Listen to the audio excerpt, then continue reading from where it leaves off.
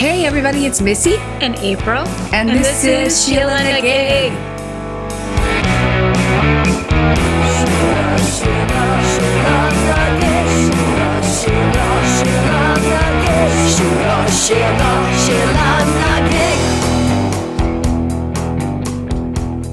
Hey everybody, welcome. Welcome. We are back today and we're excited to be here. Of course, you know the drill. Each week we explore our own SheelaNaGig, a woman whose strength and perseverance has led her to greatness, somebody who empowers us, inspires us. Maybe it's somebody that you know. Or somebody you don't know. And should know more about. Yeah. What are we doing, April? We like to shine the light. No, I blew it around. I love it. I love it. We fight the fight and shine the light. Oh my God. I love that we keep fucking it up. We have this tagline and we just can't get it right. Keep messing it up. Yeah. Yeah. And I was just telling April that so often we run into people and they have these great stories. And I ran into a woman the other day at the collision shop. And Of all places. yeah. And we just started chatting. She's in her early 30s and turns out she had quite the harrowing story of survival. And so we were thinking we might start adding these episodes called Everyday Sheilas. Yeah. There are so many heroic people who certainly never get to tell their story and inspire and enlighten other people. Exactly. So keep that in mind too. We're looking for those everyday Sheilas, people that you know that you might want to share with us. Or that you don't know, but you meet them in a collision shop of all places. Why not? Exactly. And then you're like, hey, come be on the podcast. And, Yeah. And what are we doing today, April? So today we are catching up because we totally missed Mother's Day. Yes, we did. I came across an interesting article in the New York Times of readers who contributed their mother's favorite euphemisms and sayings. And it was a wonderful My mom had so many of them. list. Jeez. Yeah. So I would like to hear some of your moms and share some from the Times and maybe even share some of my mother's, which you know how sometimes your mother gives you those sayings and you just kind of want to strangle her. Well, I was all hyped to share what came out in the New York Times for Mother's Day. And I love hearing stories about your mom. She was so funny. Such a character. But Yeah. when you said something about me sharing my mother, it's like, no, that's irritating. I don't want to share that. I'm 65 years old. You think I could get over it? Well, you know, your mom was a character too. She was a in different character, way. yes. I had the pleasure of spending some time in her latter years there with her. With dementia, yes. Yeah. So she was pretty damn funny, I have to say. she was a kick. Yep. I was thinking about it and I said to April, you know, Mother's Day is every day. Think about the amazing mothers out there. Think about our own mothers. Think about the experience of being a mother. Let's just kind of talk about that today and share some of our experiences. This episode is actually called Every Day is Mother's Day. Every day is Mother's Day. Every day is Mother's Day. So that's what we're going to do. We're just going to dive in here. Yeah, my mom died when I was 26 and she was 56. So she died very young. She was 2 years younger than me, which is crazy. And I kind of took care of her for the most part up until the time she died. She could be really frustrating. I know I've discussed my mom in prior episodes. You know, she was definitely bipolar, manic depressive, but we didn't really realize it until after she died. And then it kind of came into perspective. So you had either hung the moon and you were just the neatest kid in the world and she was so proud of you, or you were the most spoiled, rotten wretch she had ever met in her whole goddamn life. There was nothing in between. Were you going to get like hugged and kissed and told how wonderful, or were you going to get cold cocked for something you did like a week ago? That was just kind of like how I lived. What about you? So I think my mother really would have preferred to have missed motherhood. She's a bright woman. She's very creative. She was a fine artist. She loved to paint. She loved to use her mind and imagination to create things. And at the time that I was born, most women were stay-at-home wives, even if they didn't have much money. And my parents were quite poor when I was born. And so she made the decision the day I started kindergarten that she would go back to work. And it was like letting her out of jail. She hated housework. She couldn't cook to save her life. My dad was a great cook, but she couldn't cook. We would have starved. Right. And she really came alive through work. And she had an interesting relationship with her boss because they shared an office together. Oh, wow. And which is in itself unusual. And he valued her opinion. She would strategize, and they would work when they were he worked in real estate, and they would come up with ideas for deals together. And they would signal each other back and forth based on how their clients were, their prospects. During a meeting. Yeah, during a meeting. Wow. And my mother was very intuitive and insightful. So he really credited her with his success in closing deals. And she would come up with very creative ideas and ways of navigating things. And what's kind of sad is her official title was a secretary. And she never, in all those years, rose above the title of secretary, even though she was a strategist. In many ways, she was a partner. He paid her well, but she didn't profit from any of the deals. There was no commission or anything above that. So she was kind of an angry feminist, you know. She was stuck. She was stuck. She felt stuck. And so mostly she was a lady that I think of as angry and discontent. She wasn't warm, and she wasn't very loving. She saw motherhood as a sacrifice and something that pulled her away from her own passions. So I think that she wasn't this maternal person that when people talk about their moms and their relationships and the maternal relationship, it's sort of like, I don't get it. Sounds good. I like it. And it's funny because I can't imagine. I was sharing with you that my daughter came home from New York. She's living in New York right now. And she invited me to spend the day with her in Santa Barbara, where she went to college. And we had such a wonderful, magical day. Oh, it's so special. Yeah, I can't imagine like having that kind of day with my mom. That's very sad. But, I mean, we all sad. have different relationships. I mean, I think at least I would say a matriarch in your life, of course, is Nancy. Oh, yes. But yes. Nancy came into the scene later. I was 17 when I went to work on a farm, and Nancy was the mom of the farm, and she really taught me a lot about mothering. And that's how you turned out to be such a good mom. Well. See? Well, I mean, that amongst many other things. And you were reading me a beautiful Mother's Day card from your daughter. Oh, wait, I'm going to get it. Hang on. Share it. Wait, I'm pulling my chair back. I'm going to get my card because I was so touched because she's in that total, she's 13, but she acts probably more like a 14, 15-year-old. But she's definitely in that pulling away phase, and she gets really annoyed with me a lot. She doesn't really want to spend time with me the way she used to. And April told me this was coming. Like, April had forewarned me because she had the same thing with her daughter, right? Yes, my daughter didn't talk to me for, I think, 3 years of her adolescence. You said she'll come back around like 20 or so, right? Actually, it was around 16. Oh, wow. 16, 17. She Oh. came back around. Well, I hope it's, I was thinking it was more like 20, but I don't know. No, it doesn't but take that long. anyway, I was not expecting this. She drew a card. She drew it. She's got little flowers on the front. It says, "Happy Mother's Day. I love that you are my mom. We have so much fun together.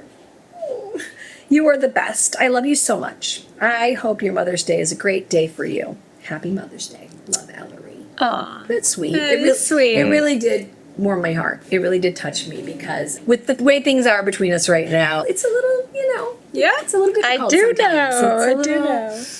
Yeah. We went to a concert together recently. I won free tickets to see Demi Lovato.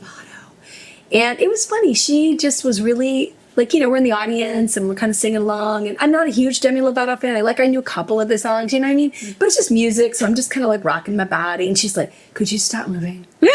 And I said, "I want you to look around us. Everybody is moving. It's a concert. It's okay. Nobody's looking at you thinking, 'Oh my God, your mom's so weird.'" Like, but she's They're like, convinced. Yeah, exactly. Yeah, both of my children went through a period of time in their adolescence where everything my husband and I did embarrassed them to tears. Yeah, exactly. And I guess that's just like normal. I guess that's normal. And, and I know my son went through it a bit too, not as much as my daughter, but yeah, it's part of, I always say paybacks are a bitch. Right? Obviously, I think of the things I put my mother through, and, yes. But again, kind of going back to our mothers, I admire the fact that your mom went to work, got this job where even though she was stuck, she was able to really use her creativity and her brain like a lot of other women couldn't do. Even though the situation was such that she was a secretary working with her boss. He enabled her to share her ideas. I'm sure he loved her sharing her ideas. I mean, he profited never from gave her. and she never got any credit. I mean, I'm happy she at least was able to use that creativity and enjoy her job and see her success. But it makes me sad that it wasn't acknowledged as such in any way, financially or otherwise. Well, probably the biggest legacy and influence from her is that I became a career counselor. And my mission in life has been helping people realize the full potential of their careers. Right. And so I know that she was influential in my life, and she was an interesting person, but a complicated one, as is yours. Yeah. Mothers are sometimes complicated. Yeah. I will say, my mom always said having children was the greatest thing she ever did with her life. And she did the best she could with the tools she had. That's what I realize now that I'm an adult, you know. But she loved being a mom. She was also a teacher. She loved teaching. All the neighborhood kids loved my mom. She would be like finding bugs with the boys next door. Once I was grown up, she had these little boys next door she was always hanging out with, and they'd come over. And she did love kids. She did. She bought us books and read to us. She played piano, so she would always sit down at the piano with us and sing songs. There were a lot of really beautiful memories of that. But also with the mental illness, of course, it was kind of like, it was very black and white, you know, for me. She and my dad were together. She had my sister at 21. She had me at 30. There's 4 of us. And I was an accident. You're the youngest. Yeah, I'm the baby. I'm the accident. I think I've said this before. She always called me the dividend. No, I was not an accident. I was the dividend. I was the accident. Stop it, April. You were the dividend as well, okay? She didn't use those words, but it's okay. Yeah. Kind of, sort of what she might have meant. Exactly. But my mom kind of like got a little bit inspired by women's lib. You know, she suddenly realized she wanted this independence. She kind of went into the whole thing where she was reading Gloria Steinem and... Yeah, my mother, too. She loved reading feminist literature. Yeah. She loved supporting women in careers. I remember her walking down the street by a renowned hospital in New York City, and she saw a bunch of young women in white coats with MD on their name, and she said she started to tear up. Oh, my gosh. That was a very touching moment for her. Yeah. So when I asked her why she only sees male doctors, she says, well, you know, they're just new. That women haven't been in the profession very long, and she wants somebody who knows what they're doing. Yeah. So she wasn't supporting women with her own body, but, you know, she liked the idea. My mom was trying to embrace feminism and really sticking up for herself. She started doing a bunch of therapy. She burned her bra? Yeah, she started, you know, she burned a bra. I don't know if it was figuratively or literally, to be honest, but she talked about it and she had a bunch of literature about it. My mother made donations to Planned Parenthood and now National Organization of Women. She was very proud of the fact that she worked and could write a check to those organizations that mattered to her. Yeah, which was great. Yeah. My mom didn't have what your mom had. Like, my mom did not have a career per se. Like, she had been a teacher, then she had 4 kids, and she was a homemaker, you know, and she didn't have any, like, she had access to the money. She didn't really have, like, her own money per se, and she didn't get to make those decisions, but she always inspired us. Like, I know that she knew she was kind of stuck. There's a great quote by Erica Jong, and every time I hear it, I think, this is so my mom. This is exactly.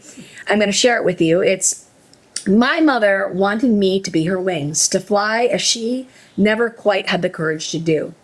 I love her for that. I love the fact that she wanted to give birth to her own wings. Ooh, I love that. That's great. Share some more. I would love to hear some other commentary on mothers and motherhood. Yeah, well, you know, I did do a little research. I did go down that hole. Okay. Maya Angelou, for instance. Yeah. She described a mother as a hurricane in its perfect power. Ooh, I love that. I know. And she said, my mother shed her protective love down around me, and without knowing why, people sensed that I had value. Courage allows a successful woman to fail and to learn powerful lessons from that failure so that in the end, she didn't fail at all. Wow. She's such an amazing she woman, is amazing, writer. Like, yes. And it would make sense that she had an amazing mother. Yeah. Kristen Hanna, in her novel Summer Island, the best-selling author, writes that as mothers and daughters, we are connected with one another. My mother is the bones of my spine, keeping me straight and true. She is my blood, making sure it runs rich and strong. Wow. That's, Pretty amazing. yeah. But going back to our mothers, as much as my mother breathed this life into my wings and encouraged me, I don't think that she had the strength to be the bones of my spine. Do you know what I mean? No, say a little more. She was strong in some ways, but I think that she taught us strength in her words, not so much in her actions, but in her words. Yeah. You know? Right. And so it's an interesting. We have this one friend who just had this crazy, amazing relationship with her mother, and when her mother died, and it was It was just like an arm came off of her body. Yeah, it was a really painful experience, and she misses her mother. Yeah. And I know for me, my mother talked a strong game about women and advancement, but I think she was narcissistic, and she never looked at my sister and I as separate women or girls or females and said, wow, I see you. I see your talent or strength here, and I encourage you, and I want to enable and empower you to be the best person possible. She talked about it on a theoretical level, but not really on a personal level. And that's tough to look back in retrospect, you know. You know, on the other hand, it was also very freeing Right. because she didn't care what I did and didn't Right. notice. And so my sister and I both, I think, went off on our own and did what we wanted to do. And in a lot of Gave you ways, some wings to fly with, and you know. no, I think we took them. Yeah. She didn't give them to us. We took them, and she didn't notice or Maybe you mind. fashioned your own wings. I think that's a very beautiful way of putting it. Whether it's You probably did. And I will say, I took my mother dying horribly. I had a you were very young. I was very symbiotic with my mom, I have to say. And I've talked about this before, this sensation of somebody dropping me into my own body when she died. Wow. And suddenly saying, oh my gosh, these are my hands, these are my arms, this is who I am. Like, we were very, very intertwined. We were, for better or for worse. Yeah. And so I did take her death really horribly. It was very, very hard for me. And I'd been there taking care of her, and then I had this opportunity to go perform and sing in New York for a new music seminar, and she encouraged me to go. I mean, nobody knew she was going to die. And I still remember her last words to me. She couldn't really talk. She was like this at the time because she had had this surgery. And she said, Melissa, I want you to look those people in the audience. I want you to look them in the eye, and I want you to think I'm the best damn thing you people have ever seen. Ooh, how beautiful. Those were her last words to me. Oh. But of course, me not knowing those were the last words, Yeah. I was like, okay, Mom, great. Yep, see you in a few days. Not knowing. And of course, she Right. actually died the next day. And it's interesting because people have said to me, like, oh, you know, a lot of people, they do this, they set you free, and then they die when you're not around. Yeah. I'm sorry, but I know damn well that if my mother knew she was dying, she would have been like, your ass is going to sit right here with me. You were not going anywhere. And I know that. Like, it's not like she had any inkling of like, oh, go fly with wings, go be to New York, go do this thing. You know, I'm going to die over here on my own and not burden you. No. That's Well, not what happened. That's really funny because I had the opposite experience. My mother died, first of all, at 94, so she had a very long life. And her body started shutting down from dementia.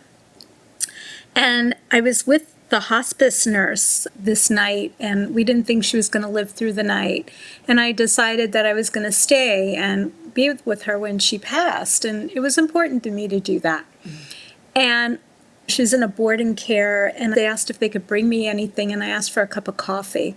And they made me this huge cup of black coffee that was delicious. I drank the whole cup of coffee, and the nurse kind of encouraged me to just put my head down on her bed near her. And I had this overwhelming sense to go home. And I thought, wow, that's weird. And I can't, why would I go home? I just drank all this coffee and I'm going to be with my mother. And it was so strong, I left and I was confused by it.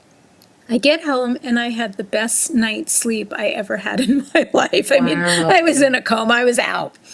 I woke up bright and early the next morning, went to the donut shop and got everybody at the house donuts, arrived. My mother was still alive. And I was sitting with her and I get, turn off the respirator. And I said to the hospice nurse, can we turn off the respirator? It was keeping my mother alive and it was forcing her to breathe. And so she called and asked, and they said, absolutely, yes. And they turned off the respirator, and the hospice nurse gently walked me through her dying. And I watched her take her last breath. Wow. And when I thought about it, my mother hated me to lose sleep. She never liked the idea when I was young and pulled all-nighters. And I feel like her soul, even though she was halfway between life and death the night before, sent me home to sleep. I slept on a full cup of coffee and she waited for me to come back. Right. So I felt like I had the opposite experience. That was really interesting. That is interesting. Yes. I remember I came to see you and they had just taken her body, right? Yes, you were the first person I called, actually. Well, you came and They had just taken the body and she was just kind of standing there and yeah. I think we went out to lunch. We did. We went out to lunch. I was like, you need to eat. You look pale. It was very surreal. It was surreal. It was surreal. I was very honored to be there and to spend some time with your mom too, as I said. It's an unknown quote, but I think it's really interesting. And it goes back a little bit to what you were saying about your mom. Mm-hmm. It's a great quote. It's, motherhood is the exquisite inconvenience of being another person's everything. How well put. That's a tremendous quote, isn't That it? is a tremendous quote. And it's unknown. Yeah. It's an unknown quote. But I think, wow. Somebody nailed it. Yeah. I do remember when my mom had died and here I was performing like the most important show of my life in front of all these record labels in New York City for a new music seminar. I thought I was going to die, but I knew I had to perform. And I remember thinking this is going to be the best show of my life because it's from my mom. And I'm a very emotional performer anyway. Yeah. And I remember having dreams because I ended up just sleeping. I had this trick where I would find an empty hotel room and tape the door and then we would crash there in the night. Yeah. And so we'd have to pay for a hotel So you room. couldn't be, yeah. Yeah, I was really good at that. So I just kind of crashed out for the day. I mean, I was just so upset, just beside myself. And I had this dream, and I remember my mom was like walking down this long hall, and she was wearing like this purple jogging suit, which was very her. And I was like, Mom, oh my God, Mom. I went like running to her. She said, oh no, kid, get your act together here. You know what? You're performing tonight. Stop crying like a crying Johnny. Get your shit together. If you don't, they're going to throw you out on your ear. Okay? They're going to throw you out in your goddamn ears. And I remember just being like, but Mom, but you died. Like, and that's all I could hear her saying, which is very much her. So maybe she was, Missy. I mean, I'm going to join the ranks of the people who said she wanted you to go and succeed. I know you don't believe it. I don't know about that. I still don't know about that. And that's okay. It's beside the point. But I remember, though, I got on stage that night, and again, I was thinking this was going to be this very emotionally charged. It was the most empty performance I've ever done in my life. I felt nothing. Wow. And in retrospect, it's like I had to protect myself. I would have probably just been sobbing. Like, Yeah. You know what I mean? I would have just. So I think I went into this protection mode where I felt like it was such a just vacant experience for me, which is not how I am as a performer at all. Yeah. But it did get me to LA. It's kind of that. It was successful. Well, Yeah. it's really the performance that solidified me being signed and coming to LA. Wow. So it was pretty pivotal. Yeah. Really. Yes. You know? And maybe it was perfect. That Maybe it was. Yeah. Maybe. My mom did go back to work actually when I was in 5th grade. And that's right after she had left my dad. She always worked as a teacher's aide. So she made like $12,000 a year. Oh, wow. And still kind of spent my dad's money. And Maybe she wanted to. yeah, maybe. And right at like the last year of her life, she got her real estate license. Oh, And interesting. she was like, I'm going to sell houses. You know why? Because I could sell ice to Eskimos. I was like, okay, Mom. But then, she had been sick. She knew she had pulmonary fibrosis for quite a while. She got pneumonia, I think in May of 94. And then by July, she was gone. It happened fast. Yeah. Deteriorated fast, yeah. It did. It totally did. But going on to a couple more of these quotes, though. These are wonderful. These are kind of fun. Motherhood, this is Danielle Steele. Motherhood is not for the faint-hearted. Frogs, skinned knees, and the insults of teenage girls are not meant for the wimpy. Well done, right? Well done. Yeah. Yep. Yes. True. Motherhood is tough. If you just want a wonderful little creature to love, you can get a puppy. Barbara Walters. And share some of those quotes that you were telling me about from the New York Times. Like, what were those? Were like sayings, right? These were sayings, were words of wisdom from mothers. And my favorite from Carrie Stoltz of Richland Center, Wisconsin, was never pass up an opportunity to pee. Oh, yes. Yes. And always change your underpants. She just was saying taking care of something when you get the chance. Yeah. And I always think about it because Missy always says, I haven't earned the time to pee yet. It's true. I have to earn my peas. So It's terrible. my message, my favorite one right here is never pass up the opportunity to pee. That is a good one for sure. I have this book. It's called Momilies.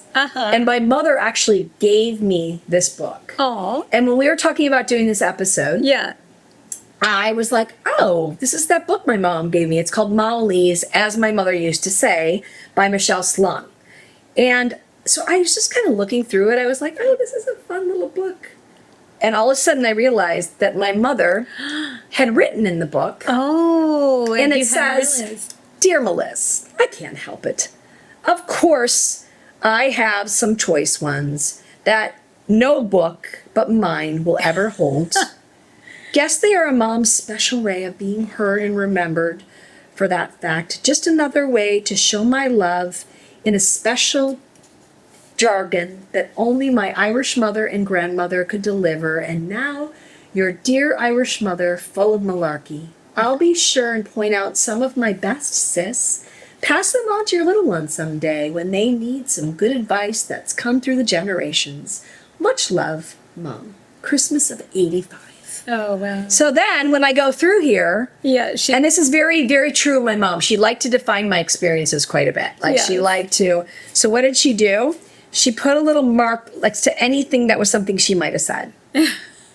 I'm only doing this for your own good. She put a little star. Oh. If somebody else's mother lets them jump off the Empire State Building, would you want me to let you do that too? Like these are, you know, all these common little, you know. These are your motherisms. I guess, you know, but yeah. Never answer the phone on the first ring. But, you know, what's funny to me is like these are all pretty mild compared to like some of my mom's best. Just, you know, my mom had this thing. My mom had a million expressions. She liked to make things up too. But one of my favorites was, and I know this goes back, I've done a little research. I should look it up again. But it goes back to, you know, the wartime. Yeah. And it's basically whenever my mom thought we were lying, you know, she would say, well, where were you last night? Oh, well, I was out with friends. I went to, tell it to the Marines, kid. Oh, tell it to the Marines. I remember that. She'd love to say, tell it to the Marines, kid. Yeah. And I'd be like, oh my God. She'd get really mad at us and she'd say, I don't give a rat's ass. She always didn't give a rat's ass. She's a little bit of a toughie. That's what my sister always said. She's a little bit like a hellion toughie. If we missed the school bus and needed to get picked up, I'd call her and I'd be like, Mom, can I get a ride home from school? Oh, you missed the bus. I guess you're going to have to hoof it, kid. Like, wow, Mom. You know, there were all these just like little things, these little toughy things that she kind of said. She said, I wouldn't take you kids to see two dogs fight over a goddamn bone. Oh, that's funny. My dad used to always say that the complaint department's on the roof. Oh my God, that's hilarious. Yeah. Oh, the other big one my mom used to say is, don't even come home. So like, kid, if you get pregnant, don't even come home. Go straight to the river. Yeah. And like whatever it was, you don't pass this test, don't even come home, kid. Go straight to the river. So I still have this memory of being in 5th grade. I had to memorize all the capitals, but I always had really bad test anxiety. And I worked my ass off. Like I knew them. I could have done them in my sleep, but I got really nervous during the test and I forgot a bunch of them. Aww. And I remember after school just wandering the halls. And I was kind of friends with the janitor. His name was Seymour. And he was like, what are you doing? Why are you still here, Melissa? I'm like, because I failed the test. My mom told me not even come home, go straight to the river. I was like, I don't think your mom meant that. No, she did.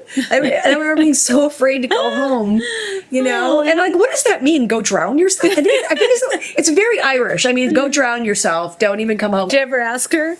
I think we joked about it later when I got older that she would say those kind of things. Did your mom have other ones that you can remember? They weren't funny, or this too shall pass, and the longest journey begins with the first step, things like that. But it's very careful in what she said. She thought of herself as a very wise parent who wasn't going to say anything derogatory to me. I think she did to my sister, my poor sister. But still, I got the fact that she didn't think I was the sharpest knife in the drawer. She never said it, but she... Oh, you said that, which is so crazy. She definitely saw my sister as very talented, and I was sort of the remedial one. No. But I have to share this euphemism or saying that Michelle Pauk from Franklin, Tennessee shared with the New York Times. All people bring joy, some by coming and some by going. That's a really good quote. I like that. That is good. Give me another one. Knock with your elbows from Natalie Serber in Portland, Oregon. It means showing up at a friend's house, burdened with contributions for a party. Oh. So your hands are always full. You got to knock with your elbows. That's good. I like that. Another one my mom had was, look at you, kid. You look like the wreck of the Hespers. Where have you been? But I learned now that it was the wreck of the Hesperia. It was an actual ship. Oh. But my mom always had a way of turning things just into whatever she wanted it to be. So I was always the wreck of the Hespers. The other one, too, that she kind of messed up was to pass muster, right? So she came up with this idea that if you said something really nonchalantly, something happened that was unusual, well, then he's standing there with a knife in his hand, just like, pass the mustard. Pass the mustard. Pass the mustard. And she made that up. She totally made that up. That wasn't real. But it was from something else. So she was really good at that, too. I love that. Yeah. That's so funny. She was funny. She was funny. Remember that game Boulder Dash? Did you ever play that game where you have to, make up definitions of words? No. Oh, she excelled at it. Well, she didn't excel in it that she was the winner of the game. The object of the game is to make up believable definitions of words. Oh, okay. But she would just make up hilarious definitions. And then, of course, you'd know which one was hers, so she wasn't going to be the winner, but she would just crack herself up. She thought it was hilarious. She'd be tears, how funny she was. Yeah. Aww. Okay, you got another one for me? I love this one. Sing out, Louise. To my mom, this line from the musical Gypsy meant always let your presence be known. Make a choice, be specific, and carpe diem. Curtains up, light the lights. And this came from Jonathan Coborda, age 35, from New York City. I love that. Oh, and this one. I'm in your pocket from Julie Lewis of Providence, Rhode Island. Mom always said this to me. It made me feel safe. Now that she's gone, I hear her in my mind's ear and know she's still with me. Oh, that's so sweet. My mom did wake me up every morning, and I do it for my kids now too. Every single morning, she would wake me up. I just be sleeping suddenly. Good morning to you. We're all in our places with sunshiny faces. Good morning to you, for this is the way to start a new day. Rise and shine, Melissa. It's a new day full of challenge and much promise. Every morning of my life, and my poor kids, get it too. Yeah, I don't do it all the time, but they do, and they're always oh my God. I remember feeling the same way, but she was, encouraging. She was really encouraging. I want to share another quote that's, because, we're sharing these fun, obviously there's two sides to everything, but this is from, this is a quote from Terry Apter, from Difficult Mothers. It's a book, Understanding and Overcoming Their Power. I go weak at the knees when she turns against me. I forget what it's like to feel courage. I try to remind myself that the worst of it will pass, that she won't be like this forever. She's mad now, but there will come a time when she's not mad. When I was growing up, I tried all sorts of things to get me through these times. I used to think, it won't be so bad if she doesn't hit me. And then I got to noticing that whether or not she hit me didn't matter. What I was afraid of was that she was going to explode and disappear. Oh. Isn't that sad? That is so sad. Yeah. It is so sad. And it's really poignant because it reminds us that no matter how difficult or abusive our parents are, we, as children especially, right, we are so attached to them. It would, having them leave would be the end of the world. Right. No, it's true. And my mother did have these explosions, and my mom could be very withholding. Like, my mom was very loving and affectionate, would say these really positive, warm, wonderful things. And that's the mom I try to remember and embrace. Like, I try not to give as much energy to those negative times, which were also very prevalent. But I remember, though, when she would get mad, and she often hit us, and she would get very angry, and she would always withhold her love afterward. And that was so hard for me. Oh, yeah. Because she would go from, it was hot to cold. You know, it was like you were, just absolutely, smothered in love and affection and compliments. And then she would get angry with you, and that would just go cold. She wouldn't acknowledge you. She wouldn't, and then if I tried to say something, I remember just feeling desperate and being like, Mom, can we talk? And she'd say, I'm hurt. You hurt me. I am so hurt. I don't want to talk to you. And it would just be like a spear in my chest. Right. You know what I mean? Yeah. And I mean, this is from the time I was really young, and she would decide when she was willing to Come around. Yeah. Not before she told me how hurt she was. And, I always had to apologize. And it was never like, I apologize, she apologizes. It was always like my fault. Even if she hit me, it's because I brought her to that point. It wasn't, she did apologize because I did move out when I was 15. She had thrown me down a flight of stairs. We got in a huge fight. It was really awful. I went to live with my aunt for a while. She actually wasn't allowed to see me for a while. I would think so. Yeah. But when I did finally move back in with her, I remember it so well because I feel like it's one of the only times she apologized. And she said, I'll admit I was a little bit rigid with you, and I'm going to try harder. And I was like, okay, Mom, thanks. Yeah. Did your mom apologize? My mom didn't apologize. I don't think she saw that she had anything to apologize for. I mean, she technically was a quote-unquote good mother. She was the reliable wage earner and family provider. She worked, and my dad, had complicated bipolar disorder and was in and out of hospitals. So hard. Yeah. And she did all the maternal things. And I was even thinking about when she died, and, she did have a maternal side that she wanted me to get the right rest and wear warm enough clothes and things like that. Sure. She just wasn't very nurturing of me as an individual. I was more of a construct or an idea. Yeah. And so I don't think she felt she had anything to apologize for, because that wasn't on her radar. But if you think about the era that she grew up in the Depression. Yes. And how poor her immigrant parents were, and how parentified she was. And both of her parents escaped Russia under religious persecution. There were the Cossacks that were very anti-Semitic. And my grandmother lost her eye to a Cossack. He poked it out, and I think it might have caused some brain damage. My grandmother was rather simple woman, very loving and sweet, but not very sophisticated or sharp. And here my mother had this bright intellect. And so it was very hard having a mother who was simple and probably didn't see her. And my grandfather worked a lot. He was very loving, but not always present. So my mother didn't come from any great beginnings and didn't know mothering herself in the way that you would hope she would. And so part of me thinks, oh, quit your whining. My mother didn't encourage me or see me as a person. Well, the truth is that really is hurtful. But she certainly didn't neglect me. I had a roof over my head. I had food in my mouth. And as you said, I think she did her very best as she knew what to do. With the tools she had, right. Exactly. And although I feel like for both of us and many of us, we struggled with the limitations of the people who were image makers and who raised us and influenced us.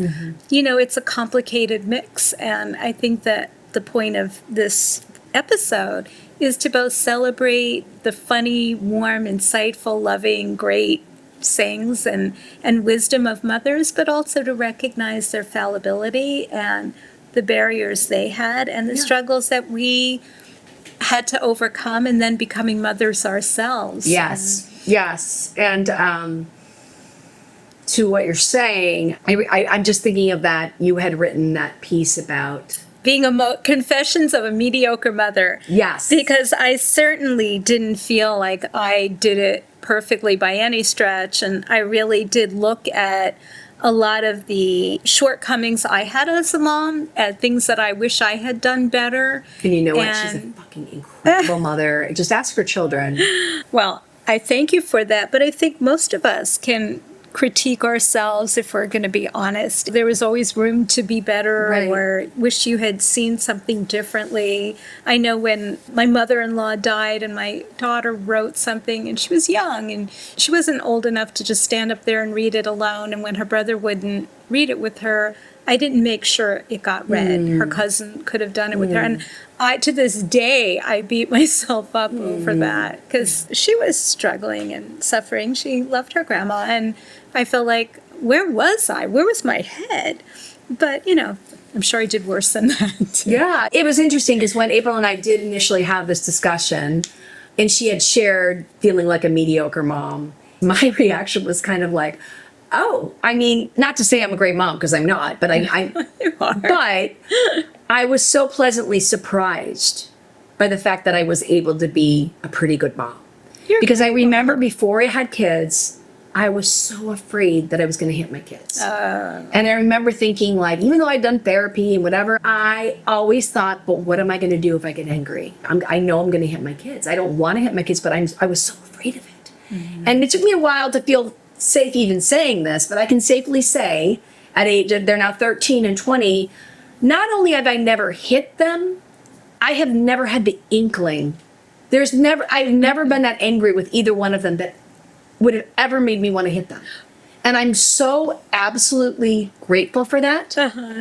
Yeah. I'm so grateful for that. I get that. I Yeah. get that. We're going to do a part 2. We're going to wrap up for a Okay. moment here, but I think we should wrap up with a couple more quotes, and we're going to come back with part 2 because there's so much to say, and we really want you to contribute.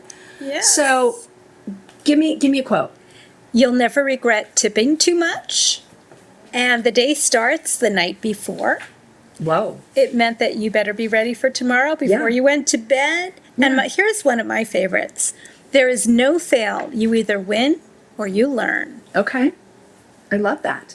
So we will be back, and this is going to give you a little time to think about your mom and also you as a mother, and anything you'd like to share with us, we would love to hear. Yes, because every day is Mother's Day. Every day is Mother's Day. It is. On SheelaNaGig, every day is Mother's Day. You know what? Here's another Erica Jong quote. I love I love her. quotes. Yeah.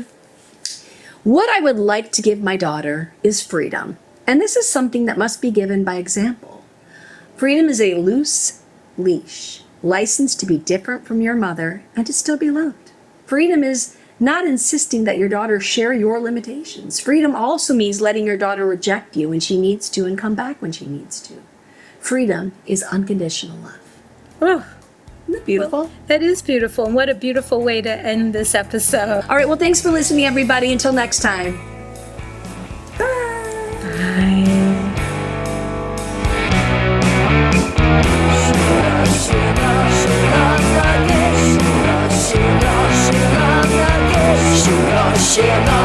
SheelaNaGig, unabashed in your club.